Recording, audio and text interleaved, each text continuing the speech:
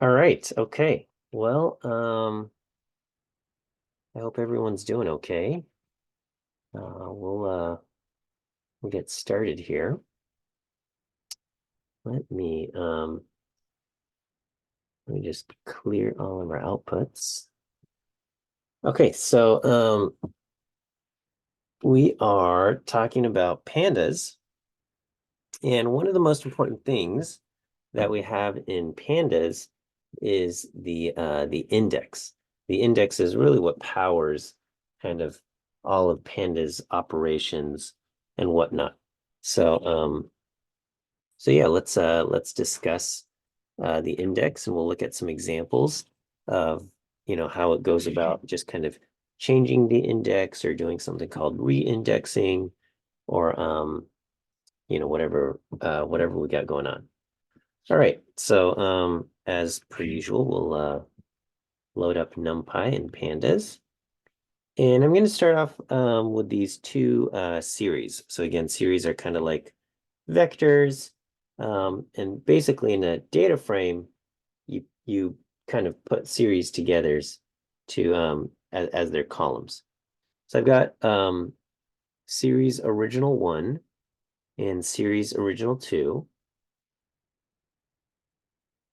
There so original 1, it is in order from least to greatest. 1, 1.4, 2.3, 3.1, and 4.2. Series 2 is not in order from least to greatest.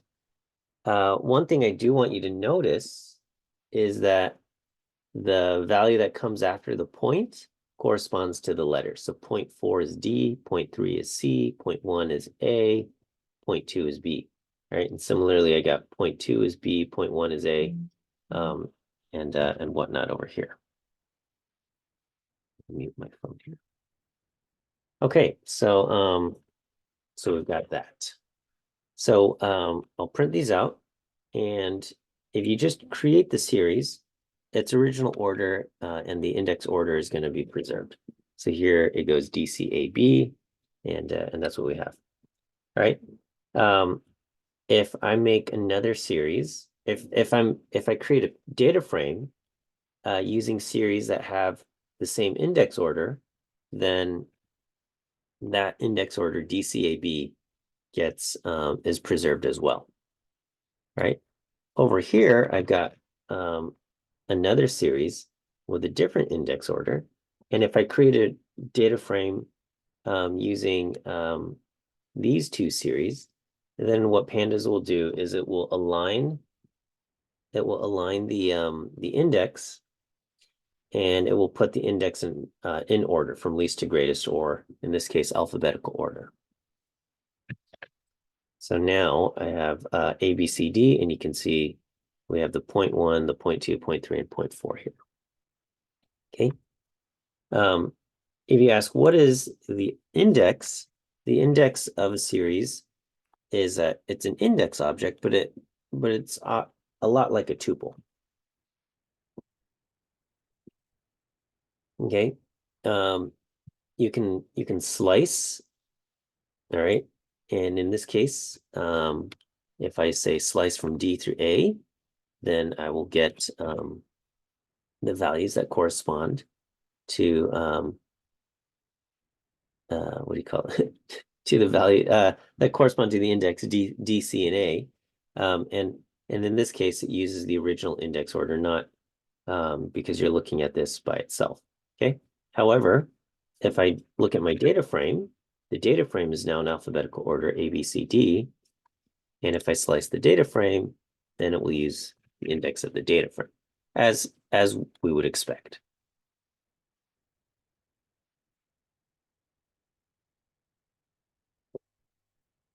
Okay.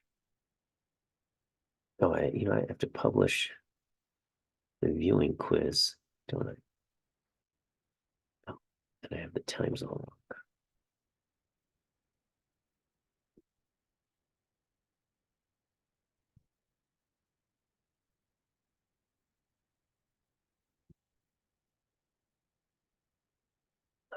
Okay.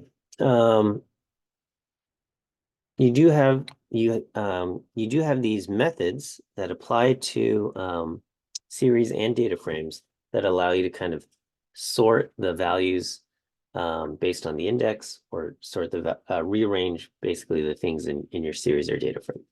So here's my series, in its original order, and then I can say, hey, take these things and sort them by index, and now it'll get the series as sorted by index A, B, C, D. I can sort them by values. The values will now be in order from least to greatest, 1, 2, 3, 4. The data frame looks like this, and you can set sort values by, and you can specify the column, or you can do, sort index. The index is already sorted. So that's not going to change anything. But here we can say, sort by X in the default is ascending order, but we can say false. And so that, now we will resort the data frame like this, 4, 3, 2, 1. So I think this is all expected behavior. Okay, now, like a tuple, the index is immutable, can't be modified directly. Okay, but you can you can change the index for a data frame. All you do is you just kind of create a new index object and you replace the old index object. Okay, so remember, original one has this index DCAB. DCAB is the original index, and I can just, if I want to change that, I can just replace it. Okay, so that's different from modifying it. So I'm not going to modify DCAB. I'm just going to replace it. So I'm going to create a range 4 object, and I'm going to set the index equal to the range 4 object. And so now, when I look at this series original, now the index associated with it is 0, 1, 2, 3. If you ask, okay, what is the index? The index is now going to be a range index object, which is basically what happens when you assign a range object to an index. It converts it into a compatible index structure. And then now if I ask for value in original using square bracket subsetting, square bracket 1 will give me the value associated with 1. So that will be 2.3. Dot loc and dot iloc will have the same behavior, because dot loc always finds the value associated with a certain index. So here it's going to be index 1, 2.3. And then iloc works as if you had a range index that starts at 0, which is what we have here. And so we'll get that. Okay. Here I can change the index. So again, not modifying it. We're just creating a new object and replacing it, the index associated with the series. So here I'm going to create a range 1 through 5 object. So now my index is 1, 2, 3, 4 rather than 0, 1, 2, 3. 1 is going to give me the value associated with index 1. Okay. Dot loc is going to do the same. Okay. But iloc always behaves as if you have a 0 index, 0-based index. So this is index location, I guess. The 0-based index location will give me 2.3 in this case. So iloc is always kind of position-based. Here, if you say, hey, what's the value associated with A? This throws an error, because you get a key error, and basically it says, hey, you don't have an A. You don't have an A. There's nothing for me to look up here. Okay. I can replace the index. So here I can go original one dot index is ABCD. And so now my my values are all kind of different, right? So it used to be the 3.1 went with A and the 1.4 went with D. But now it's just ABCD. So you have to be careful. Python's not going to check and say, hey, does this index make sense? It just says, oh, here's an iterable. All right. Here's a length 4 list. And is that compatible? Because all I need for my index is I need something that's length 4. And this thing is length 4, so so it works out. Okay. When you ask what is A, you're going to get 1.4. You can also put in index position 0, and you'll also get 1.4. Okay. So you can, I think you can still like slice here. And things like that. Okay. As far as trying to replace the index, the only rule is that it's got to be the correct length. So I can replace this index with, if I try to replace it with a list of length 5, I get back an error. It says length mismatch. The expected axis has 4 elements. The new values have 5 elements. So that's a helpful error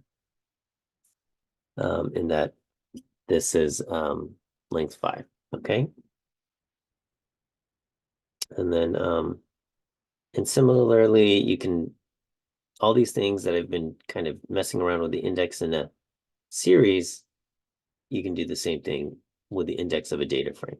So here I'm going to just change the index of my data frame from ABCD to JKLM, and there you go. That's what we have. Okay, let me give you your first view quiz answer. The letter C. Okay.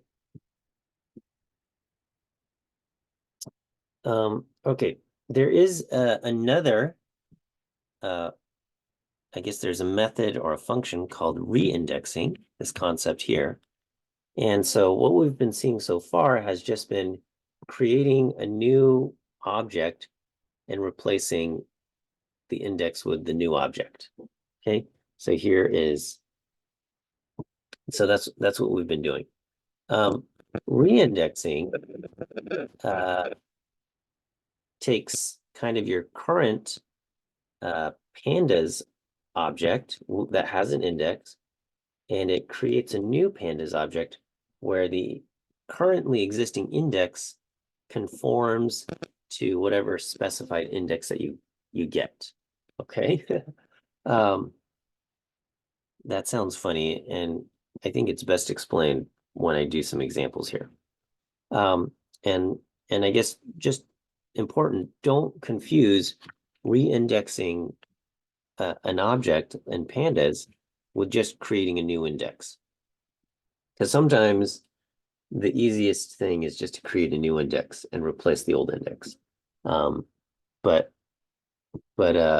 reindexing takes your existing thing and rearranges the values for it to conform to the new thing. So here, let me just recreate this original series where I got, 1, 2, 3, 4, and again, 0.4, 0.3, 0.1, 0.2 corresponds to with DCAB. Oh, the view quiz is not open? Let me see. Let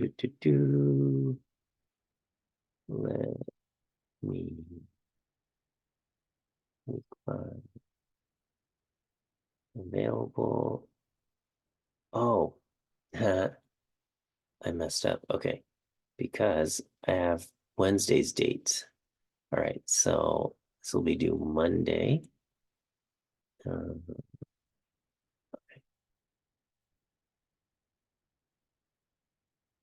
Okay, now refresh, and it should be working. Okay, Yeah, I this lecture is still titled 5-2 Wednesday. I'm just shifting all of my content down one day. Um, so okay, so here's the original series. Okay, so here I'm going to do reindex, and I'm providing a new index, A, B, C, D, E. And so what this will do is it'll take this thing, it will rearrange them to conform to this new index that I've gotten. So it's going to kind of match the A with the A and the B with the B. And then it's got an E, which doesn't exist in the original data. So it'll give us a NaN. Okay. So here we go. A, B, C, D, E, and, you know, 0.1, 0.2, 0.3, 0.4, and NaN. Okay.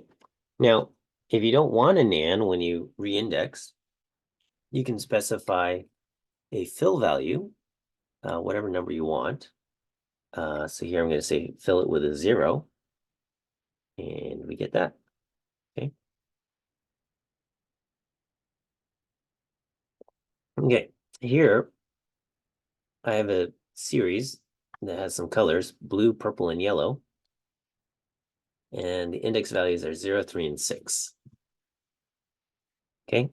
Here, if I reindex on a range object, so range 9 will go 0 through 9. Basically, everything that's new, it's going to get an NA or a NaN.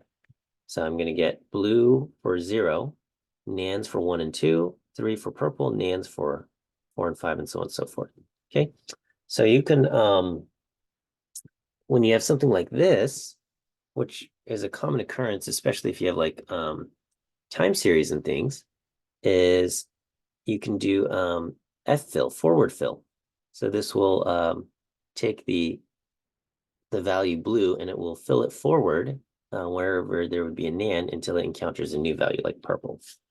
So here, you know, the values get filled forward. Okay, the yellow gets filled there. Okay, and then you have backwards fill, B fill, as far as reindexing. And so this will just fill it backwards. So yellow gets filled into 4 and 5, and purple gets filled into 1 and 2. And then there's nothing to fill in 8 and 7. So those remain NaNs. So that's forward fill and backwards fill. And I think that's kind of a nice little thing when you do reindexing. Okay, with indices, you also have these functions that allow you to kind of create date indexes or time-based indexes, which is really handy if you have kind of time series information.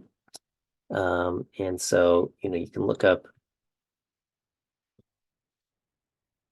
basically.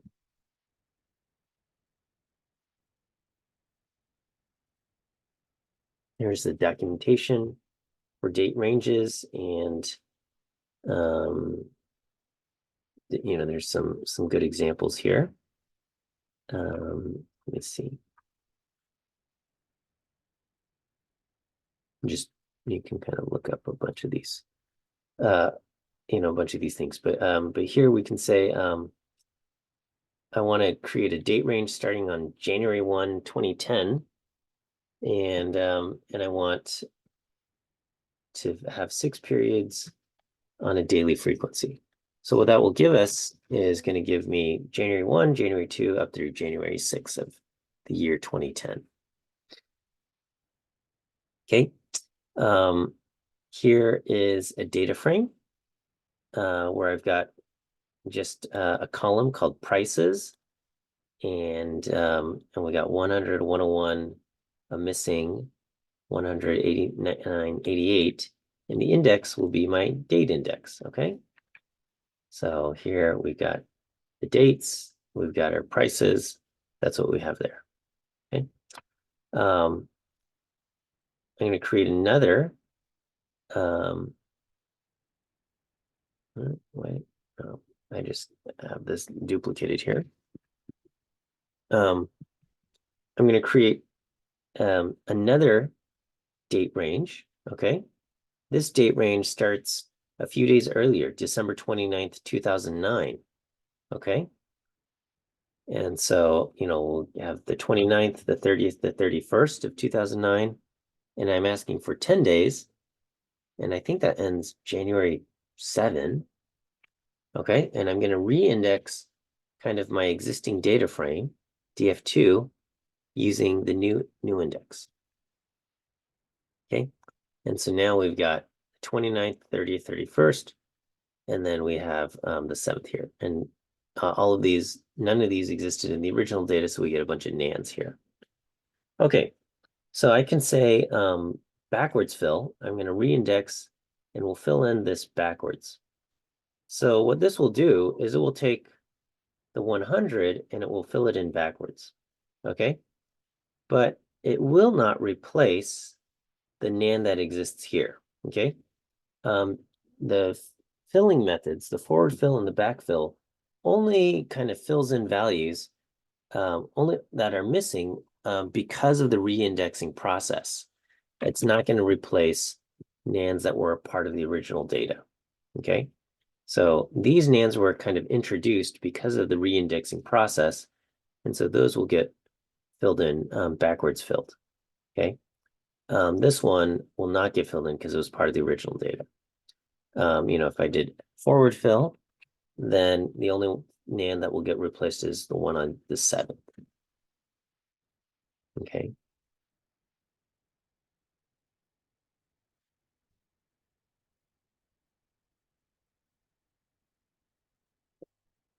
All right. If you don't have any kind of missing information, then reindex and dot location actually have very similar behaviors. If you're not going to be introducing any kind of missing values. So here, let me just create a data frame with one column of values and the index DCAB. And I can just say, hey, reindex so it conforms to ABCD. And it does. And if you say dot loc, now one thing to remember is dot loc uses square brackets rather than curved braces. So it's this is a method, and this is, I guess, technically an attribute, but with square braces, and you can put in an argument here. Here it behaves very similar to reindex. Okay, these two things pretty much behave the same way. Okay, however, the difference here is that with reindex you can introduce kind of index values that don't exist, and it will conform to that, and it will just kind of induce nan missing values. Whereas dot loc, if you provide it with a value that doesn't exist, you get an error. Okay, you get a key error, and it says E is not in the index. Okay. All right, if you have a data frame, you can get rid of rows or columns using dataframe.drop. So here's the data frame. I've got columns are labeled A, B, C, D. My index rows are labeled X, Y, and Z. And I can say, hey, drop X and Z. And it drops those rows, okay? If you want to drop columns, you would say axis equals 1, okay? So axis, it's going to be originally axis 0. So if I try to do X, okay, if I try to do this, it's going to say B and C aren't in the index, okay, aren't found in the axis, because it's looking at axis 0, axis 0 being the rows. Here, if you do axis 1, then it will drop the columns, okay? Now, when you do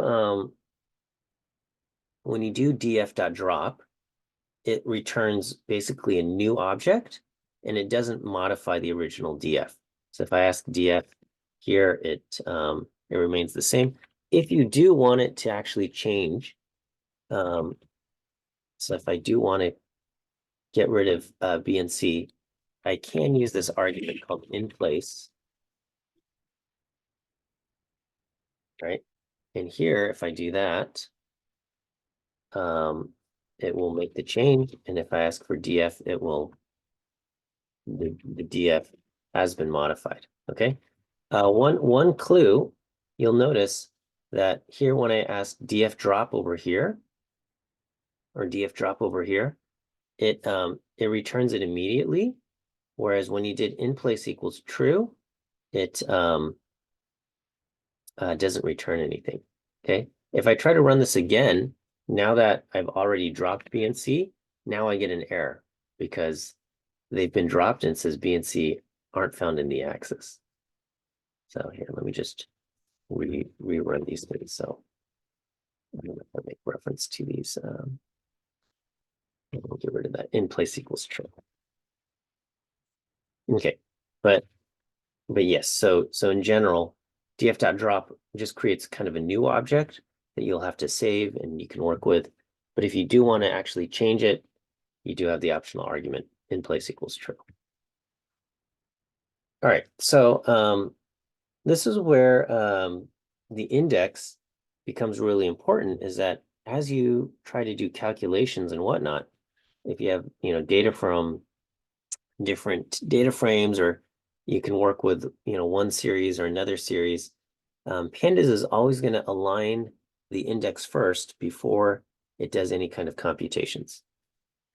I guess I'll give you your second view quiz answer, which is the letter D. Our second view quiz answer. Okay. So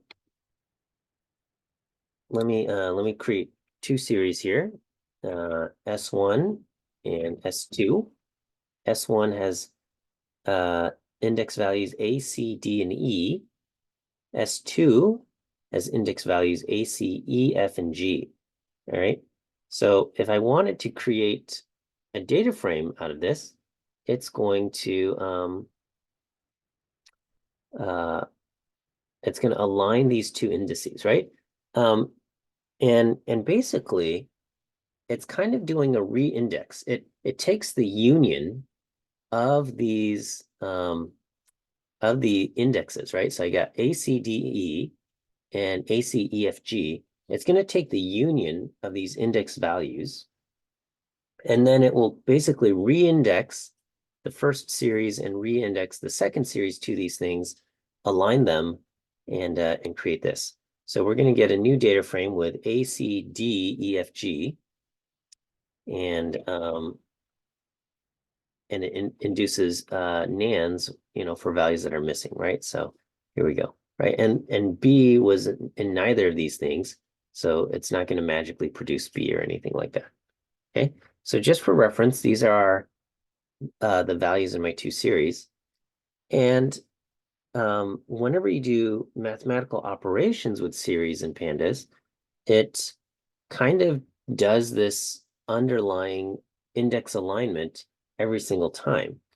So if I say, hey, do S1 plus S2, it's automatically going to align. Oops, I typed something in. It automatically aligns these values. So it's going to say, hey, 7.3 has an A. Let me find the corresponding A over here and align it with negative 2.1. And it will, 7.3 minus 2.1 there. Okay. Negative 2.5 and 3.6 gives me 1.1. Here, 3.4 plus a nan is nan. Positive 1.5 and negative 1.5 is 0. And then these will get nan. So anytime you do some kind of mathematical operation, Pandas will always look at the index of the series. All series are required to have some kind of index. And if you don't provide one, it will make a range index, okay? And it will align it based on that. So here, this is just the plus operator. You can basically get the same thing using s.add, and it will do that there, okay? Again, just for reference, here's our two series kind of aligned. And back here when I did plus or add, wherever it had a nan, when I did 3.4 plus nan, it gave me a nan. When I did nan plus 4.0, it gave me nan. And so here you can do something like, you can also provide an argument like the fill value, and it will replace nans with, say, zeros. So in this case, if I do S1 dot subtract, so we're going to do S1 subtract S2, fill value 0, we're going to get that, right? So 7.3 minus negative 2.1 gives me 9.4. Negative 2.5 minus 3.6 gives me negative 6.1. 3.4 minus 0 gives me 3.4. And, 0 minus 4.0 gives me negative 4.0, and so on and so forth. Okay, so that's subtract. You also have R sub. R sub is right-hand subtract. So, you probably wouldn't use R sub. If you just have S1 and S2, you'd probably just do S2 subtract S1. Okay. However, when would you want to use R sub? Well, Python supports method chaining, right? So you might have done some kind of previous kind of calculation. So, maybe you get, S1 dot multiply or whatever. This is a method. I'm sorry. This object itself is a series, and so you could do something. You could chain. You could further chain S2 again,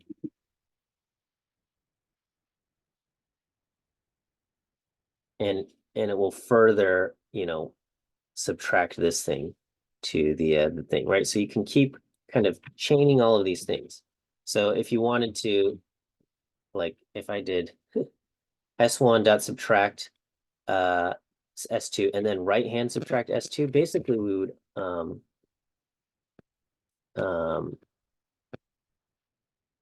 wait, R sub S1 subtract S2, R sub right subtract S1. I think. Okay. Basically we would end up undoing so if I do S1 minus S2, and from whatever result that is, I subtract back S1, and basically gonna undo that, and we get kind of the original values, but with a bunch of with the nan replaced to be with a 0 or something like that. Okay, so you can kind of chain these things together. So that's when R sub would be something useful here. So here I'm going to do S1 R sub S2, and we're basically doing S2 minus S1, and in these cases, we get similar values. Basically, S1 minus S2 is the opposite, will give us the negative S2 minus S1.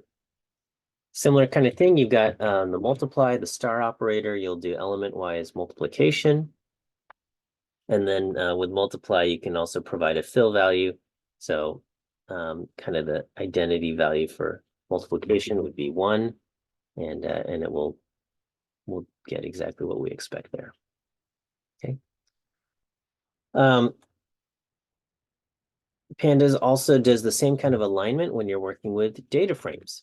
So here I've got a data frame where the rows are different states, Ohio, Texas, Colorado, and the columns are the letters B, C, and D.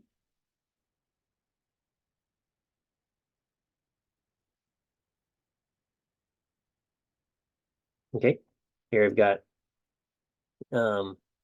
another data frame, and this one we have the states Utah, Ohio, Texas, and Oregon, and the columns are B, D, and E.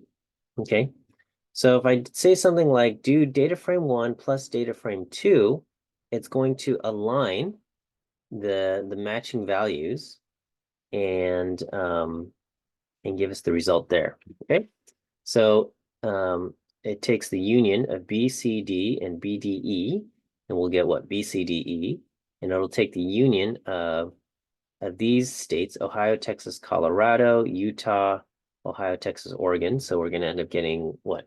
5 and puts them in alphabetical order, right? So here I get Colorado, Ohio, Oregon, Texas, Utah.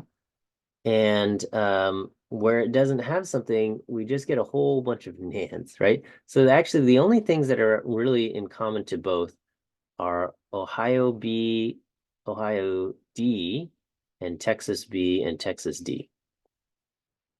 Okay. Everything else didn't have a kind of a corresponding value. So we just get a whole bunch of nans when we try to add them together.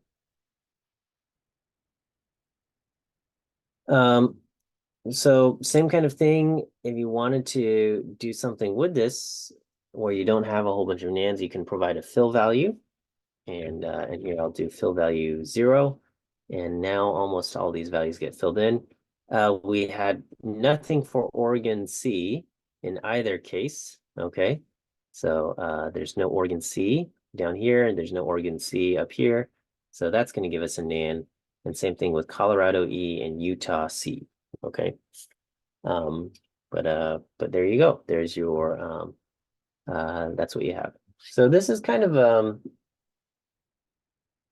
I guess one of the more useful and powerful features of Python, not Python, Pandas, is that as you work with these series, you work with these data frames, it always looks at the index, tries to kind of align them by taking the union of the different objects and then re-indexing the series or the data frames to conform to kind of the union of the new um, uh, whatever new index that you have.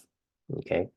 So that is kind of a stark difference in kind of philosophy on how data frames and series and things like that work from, say, R.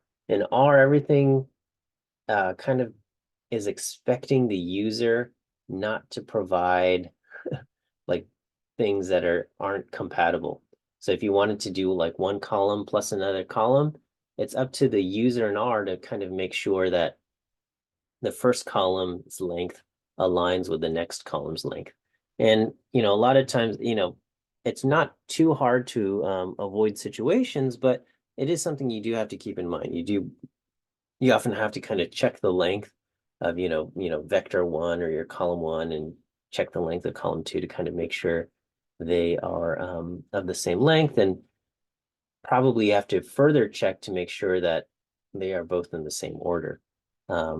Whereas with pandas, because everything has an index, you actually don't have to check to make sure that these things are in order. Pandas will make sure that the indices are aligned before it does any kind of operations. Okay, so these are the different operations that can be done with data frames and series, the mathematical ones. So you have addition, subtraction, multiplication, division, along with their right-hand counterparts.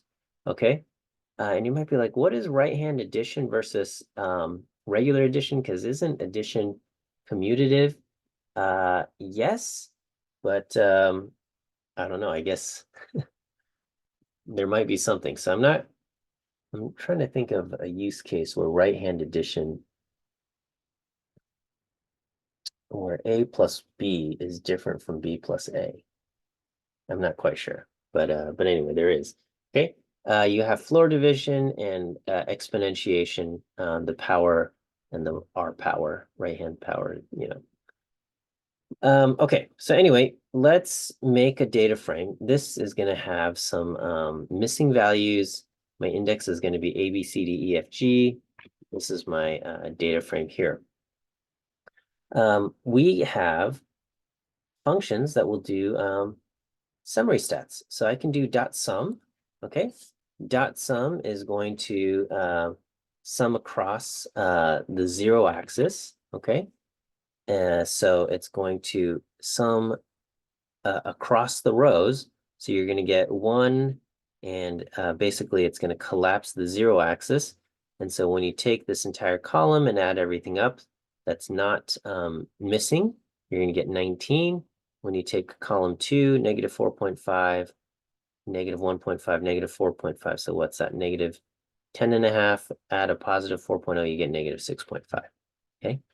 So basically, you think of this as what rows and columns, and when you do dot sum, it's going to collapse index 0, which is going to be collapse the rows, and we get a value for the column 19 and second column negative 6.5. Okay. Again, here's my data frame again, just for reference. Here I can say sum across axis 1. Okay, we're going to sum across axis 1, so it's going to collapse axis 1. And so we're going to get basically A through G, and it will basically replace the nans with zeros. So we get 1.5, 6 minus 4.5 gives me 1.5 nan, and nan gives me 0, 1, positive 1.5, negative 1.5, 4.0 and 0, you know, so on and so forth. So this is what we have. Okay. If you don't want it to skip the missing values, all right, you can specify that. And here it's going to say, well, anytime I try to add a nan, the resulting thing is going to be a nan. So we get that. Okay. Dot mean does the same kind of thing. Again, the default behavior is to skip the missing values. So for the values that aren't missing,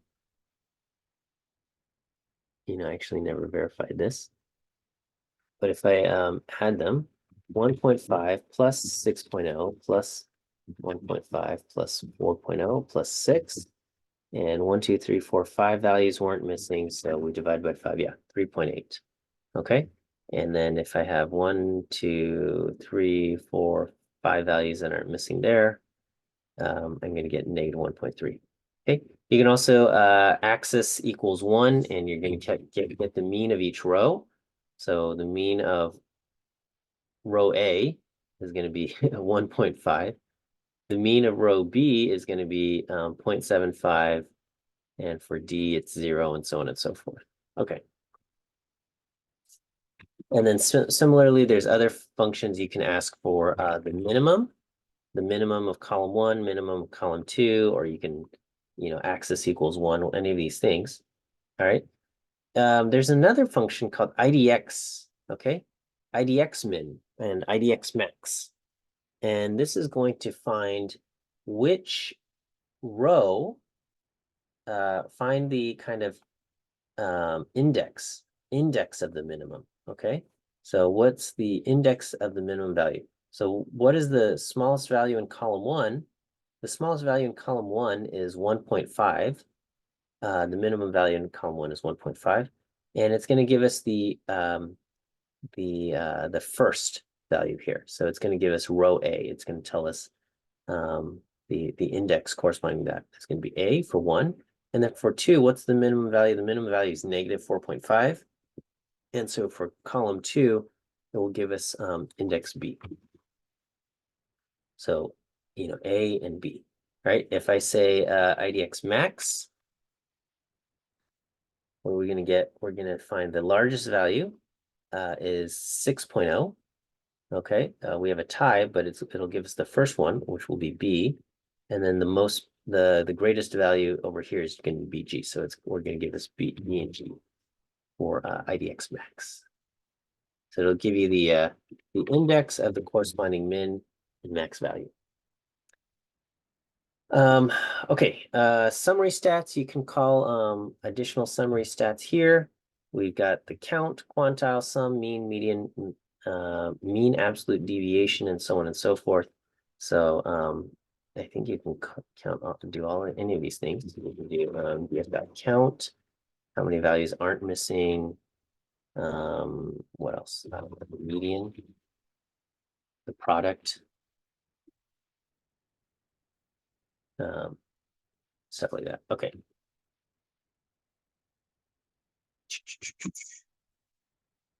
Yeah.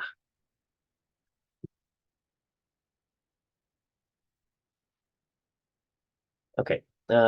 You can also get unique values. So you can specify a column. So data frame column 1. So you can just say df.1, and you'll be working with column 1. You can say, hey, what are the unique values there? And you'll just get an array of the unique values. So it says, and it just kind of lists them out in the order that they appear. So it says 1.5, 6, a nan, And anytime there's a duplicate, it's not going to put it in there, and it says 4.0. There you go. What about column 2? These are the unique values that you get. Okay. If you try to do df.unique, data frame unique, it says, I don't like that. Okay. You can't do that. Okay. You can ask for how many unique values are there, number of unique. Okay. Basically, it's going to give you the kind of the length of this thing, but it doesn't count nans. Okay. So here it's going to say there's 3 unique values, 1.56 and 4.0 basically. Basically, it's like if you ask for unique, but it doesn't count the nans in there. Why? That's just its choice. Design choice there. Okay. Value counts, basically how many things are not missing. Oh, I'm sorry. Yeah. How many of each value appears. So this is very useful, especially if you have a categorical variable.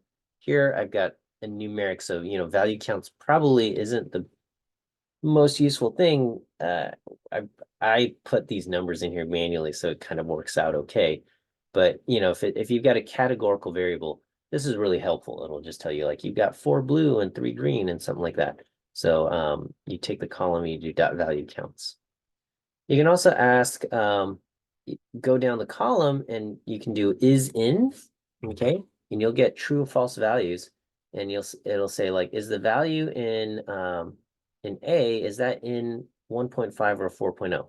That is true. What about B, 6.0? Is that one of these values? Okay.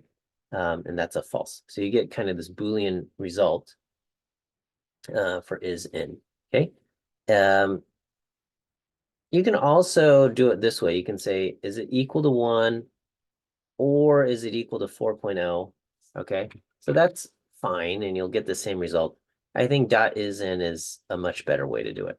Okay, and then once you have this, once you have a Boolean vector, you can use that to subset. So you can use the dot loc to subset based on that, and it will give you basically rows A, D, and E from the data frame. Okay. Oh, we are out of time. Let me just do a few more of these things. You can get rid of missing values. Any row that's not complete, it'll drop. So it'll drop rows A, C, and G. Okay. You can do dot drop NA, and it will only drop rows where the entire row is missing. Okay. And so this one only drops row C. Okay. And then another thing is if you want to use just one column, you can say column 2 not null.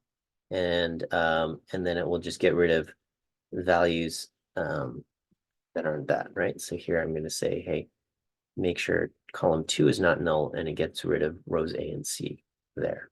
Okay, but it keeps G because it's only missing in column 1 there. Okay. You can fill in missing values. You specify. So we'll say fill with zeros. You can specify for each column with a dictionary.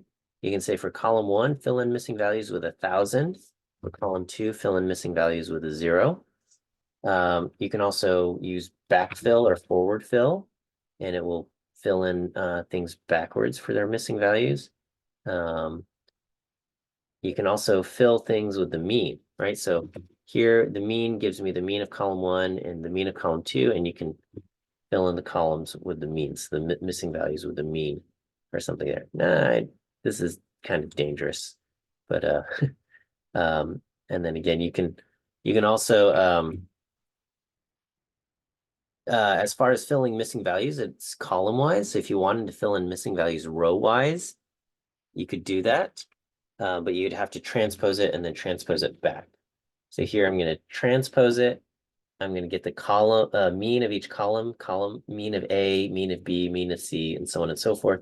And then we'll fill in the missing values. So basically, I'm going to fill in 1.5 into A and 4.0 into G. And so this requires me to do some method chaining, transpose it, fill in the missing values this way, and then transpose it back. Okay. And then finally, you can say, are any of these rows duplicated? Okay, so we do have a duplicated row. row B is 6.0, negative 4.5, and row G is also 6.0, negative 4.5. So it's going to come back and say, row F is duplicated. And then you can say, hey, get rid of anything that's duplicated. Okay. So it will get rid of row F. There you go, that. You can ask for, do we have any kind of duplicated values for a certain single column? And so it just kind of goes through, and then once it encounters a repeat, so D is going to be a duplicate. It's encountered E for the first time. F is going to be a duplicate, and G is going to be a duplicate. So D, F, and G will be duplicated. Will be counted as duplicates. Okay, sorry for going over. Your third answer is E. E for elephant. Okay, that is it as far as pandas operations go. There's still more pandas stuff that I want to cover. So we will see all of that on Monday. So, so we'll see you guys on Monday. Have a great rest of your day, and we'll see you then.